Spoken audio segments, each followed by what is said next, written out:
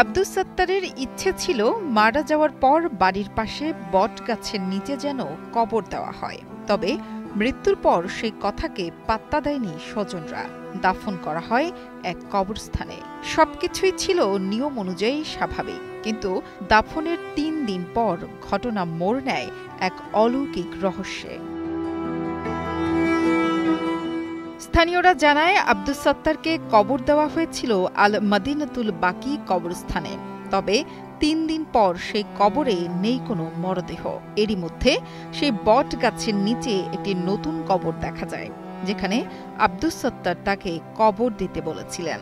কয়া গেছিল যে আমার মারা গেলে আমি এখানে আমার বট গাছতলা আমার কবর দিও। সেখানে ময় মুরব্বী না শুই না যাই না ওক নিয়ে যা কবর জান্নাতুল কবরস্থানে যা মাটি দিছে। দিলভার সেখান থেকে ৩ দিন পর খাওয়ান দাওয়ান পরে এখানে কিভাবে এই কবর এখানে হইলো আমরা নিজেও কবর পারবো না। এটা একটা আশ্চর্য ঘটনা আমাদের এই এলাকা সর পড়ে গেছে। ১০ জুলাই দুপুরে স্ট্রোক করেন আব্দুস সাত্তার। হাসপাতালে নেওয়ার পর মৃত্যু হয় তার। জানাজা শেষে কবরস্থানে দাফন করা হয়। এর ৩ দিন পর অলৌকিক এই ঘটনা ঘটে। হাসপাতালে মৃত্যু হয়েছিল। তারপরে আমরা কয়েকজন মানুষ যায় আব্দুল সাত্তারকে নিয়ে এসে দাফন কাফন করে জান্নাতুল্লাহ পাক যে গোরস্থানে তাকে মাটি দিছি। মাটি দেওয়ার পরে চলে আসছি। তারপরে ৪ দিন পর সকালে অর্থেন একজন লোক ফোন দিল যে আব্দুল সাত্তার কবরে নাই, খোঁড়া। তো পরে আমাকে কইলো যে অরে যা দেখছে তো যে জায়গা থাকে এখানে বট গাছ গাড়ছে, তো ওই জায়গাতেই থাকবার চাচ্ছিল।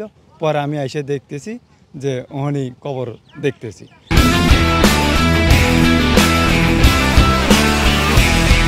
প্রতিবেশীদের মতে আব্দুস সাত্তার ছিলেন সিরাজগঞ্জের কাজীপুর উপজেলার সোনামুখী দক্ষিণ পাড়ার এক নিঃসঙ্গ সাধক। ১৪ বছর আগে তিনি পরিবার ছেড়ে সোনামুখী দক্ষিণ পাড়ার একটি কৃষি জমিতে ছোট্ট ঘর বানিয়ে থাকতেন। সাত্তার কাকা রুস মোবাইল করতো, জায়গায় জায়গায় গজল গান করছো। তারপরে মনে হলেন যে এখানে এসে বাড়ি করে থাকলো। বাড়ি হওয়ার পরে মনে হলেন যে আমার কাছে পেঁচাল পুচাল পাইছে যে বাবাজি আমি যদি কোনো দিনের দিন মরে যাই আমার এই জায়গায় কবরটা দিও। তবে রাতের আঁধারে নিঃশব্দে কারা বট গাছের নিচে দাফন করেছে তা এখনো অজানা। এই ঘটনার সাক্ষী হতে নতুন কবরটি দেখতে ভিড় জমাচ্ছেন উৎসুক মানুষ। আমি শুনতে পেলাম যে এখানে মানুষ এক জায়গায় দাফন কামনা করা হয়েছে, সেখান থেকে আবার যে তাই যেখানে থাকে ওইখানে লাশ চলে আসছে। আমি এটা মানুষের মুখে তার শুনে আমি দেখতে আইছি। আসি দেখছি না ঘটনা ঠিকই। মাটি হয়েছে গোরস্থানে, জান্নাতুল বাকি গোরস্থানে। আর ৩ দিন বাদে এসে কালকে সকালবেলা হতে তার নাচ তার বাড়ির সামনে। আমি তো নিজেও বুঝতেছি না কেমনে আসলো, কারা আনলো, এ তো দেখিনি স্যার। এদিকে চাঞ্চল্যকর এই ঘটনাটি শুনেছেন বলে কালের কণ্ঠকে জানিয়েছেন গাজীপুর থানার ওসি নূরে আলম। এটা একটা ধর্মীয় ইস্যু, যেহেতু লাশটা এক স্থান থেকে আরেক স্থানে স্থানান্তর করা হয়েছে।